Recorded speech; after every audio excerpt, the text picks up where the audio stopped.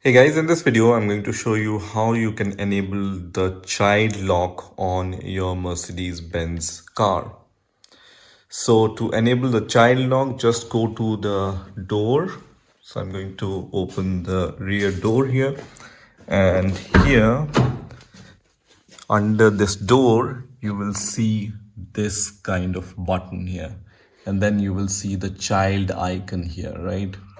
So if this button is towards the child lock icon, then child lock is enabled. If you want to disable it, you just need to press this button down. So when it's down, child lock is not enabled, and when it's up, child lock is enabled. What this does is when child lock is enabled, your kid will not be able to open the car using this door handle which is provided inside the car, right? So this is the main icon for the child lock, and this is the main button for the child lock, right? So just push up to lock and push down to unlock.